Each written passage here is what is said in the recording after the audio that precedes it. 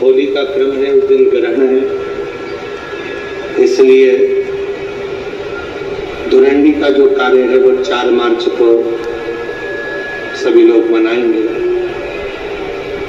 और 5 मार्च को बाबा देवहृदय महादेव की होली सीहोर में सुबह 9 बजे मनाई जाएगी।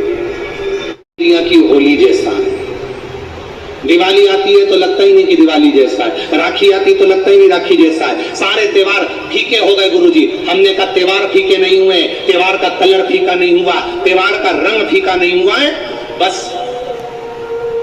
त्योहार वही है, गुलाल वही है, मिठाई वही है, गुजिया पपड़िया वही है, खुरमे चकरी वही है, पपड़िया वही है, गुजिया वही है, इंसान वही है।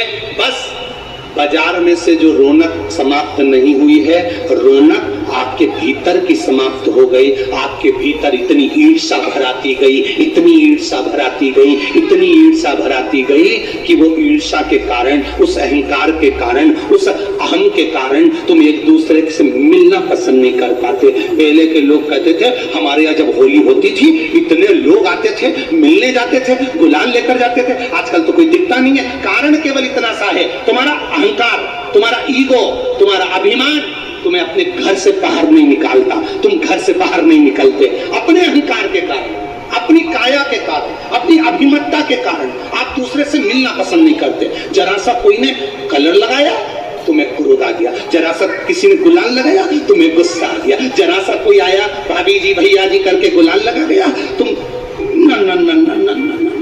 न कहां जाओ।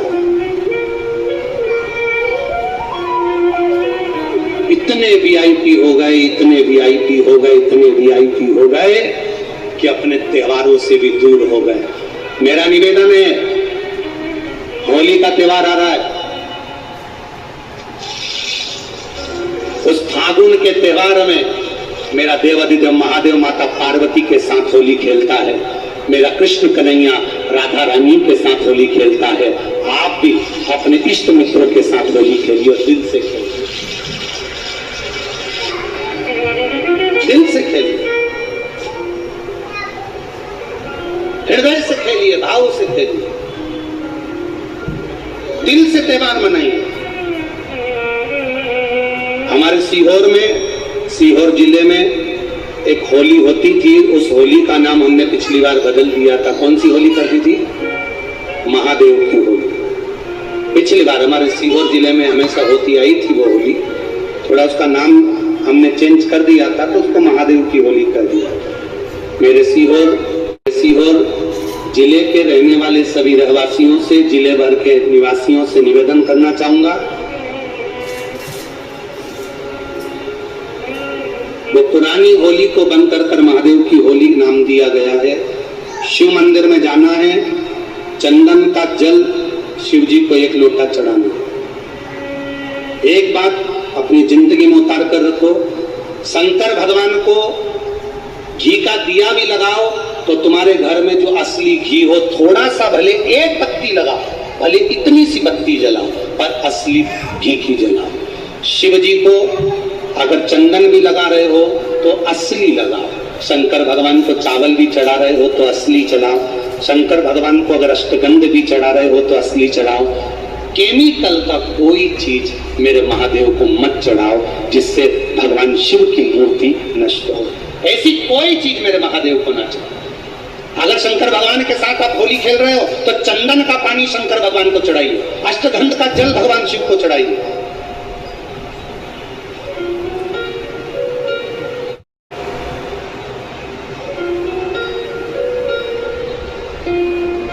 तो सीहोर में 5 दिन की जो होली होती है सीहोर जिले के अंतर्गत, वो पुराने समय की बड़ी प्राचीन होली है, उसका नाम दूसरा था। अगले वर्ष से उसका नाम महादेव की होली रख दिया गया है। तो 9 तारीख को, 8 तारीख को तो जो धुरंडी होती है उसके अनुसार ही होली रहेगी, पर 9 तारीख को सीहोर में महादेव की होली मनाई जाएगी, जिसमें सभी लोग अपने अपने शिवालय में जाकर 1 लोटा चंदन का जल शिव मंदिर में समर्पित करेंगे। सीहोर के निवासी, सीहोर के रहवासी 5 मंदिर चमत्कालेश्वर मंदिर, गुप्तेश्वर मंदिर, बड़ा बाजार मंदिर, शुक्ला मंदिर और मनकामेश्वर मंदिर में हम भी सीहोर में जाएंगे। तो सीहोर वालों और आस्था वालों करो तैयारी, आ रहा है त्रिपुंडधारी महादेव की होली बड़े आनंद के साथ। मेरा निवेदन सीहोर के आसपास के रहवासियों से, आस्था के आसपास के रहवासियों से कि सीहोर जिनको महादेव की होली का आनंद लेना है वो सीहोर के आसपास के लोग महादेव की होली का दर्शन करने आ सकते हैं, और जो आस्था के आसपास के वो आस्था में पहुंच सकते हैं। भगवान शिव की भक्ति अपने अपने शिवालय में जाकर, मेरे सीहोर नगर के सारे निवासियों से कहना, सीहोर जिले के वासियों से कहना, हमारा आना मूल नहीं है, ये तो 5 मंदिर जाते हैं, एक नियम है, नहीं तो उसका कोई शोभा यात्रा या जुलूस का क्रम नहीं। 5 मंदिर में जाकर शंकर भगवान को चंदन का जल चढ़ाना, ये मूल है। महादेव से होली खेलना। आप भी भगवान शंकर के मंदिर जाइए और महादेव को एक लोटा चंदन का जल अवश्य चढ़ाइए। जो सीहोर जिले के निवासी हैं उनसे कहना, बाकी क्या आप लोग तो होली बाबा के साथ मनाते ही हैं, जैसा मनाते हैं वैसा ही क्रम आप लोग रखिए। हर हर शिव कथा कह रही है। गौ माता ने केवल झूठ बोला और झूठ बोलने के कारणवश गौ माता के आगे से परिक्रमा ना होकर पीछे से चालू हुई, पीछे से परिक्रमा चालू, और जो पीछे से परिक्रमा चालू हुई, भगवान देवाधिदेव महादेव ने दर्शा दिया कि ये श्रेष्ठता नहीं है, तुम झूठ बोली हो और झूठ बोलने का फल तुम्हें मिला। इसलिए महादेव ने गौ माता को श्राप दिया, केतकी के पुष्प को श्राप दिया।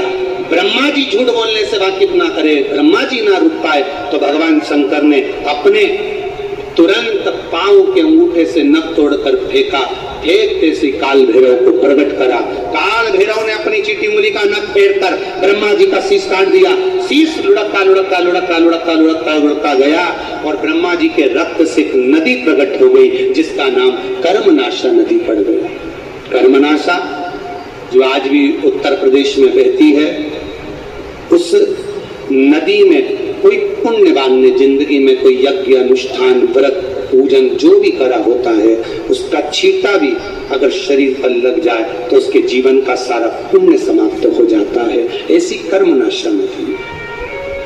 एक बात बहुत ध्यान लगाकर सुनिएगा, एक बेलपत्री और उस बेलपत्री में एक चंदन की बिंदी और एक अक्षत का दाना मात्र रखकर भी अगर शिवालय पर चढ़ा दी जाती है,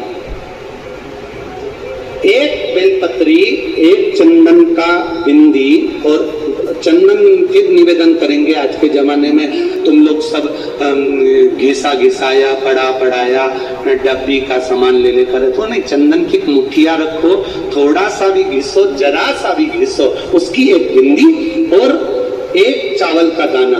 जब हम भगवान देवाधिदेव महादेव को समर्पित करते हैं, अपनी कामना कर समर्पित करते हैं, तो निश्चितता है कि आपने व्रत करा ना करा, आपने उद्यापन करा ना करा, आपने अनुष्ठान करा ना करा, शिव महापुराण की कथा कहती है शंकर भगवान उसका फल शीघ्र प्रदान कर देते हैं। भले आपने कुछ करा ना करा, उसका फल तुम्हें मिल जाए। कि अब मेरा जीवन बहुत नरक सा निकल रहा है।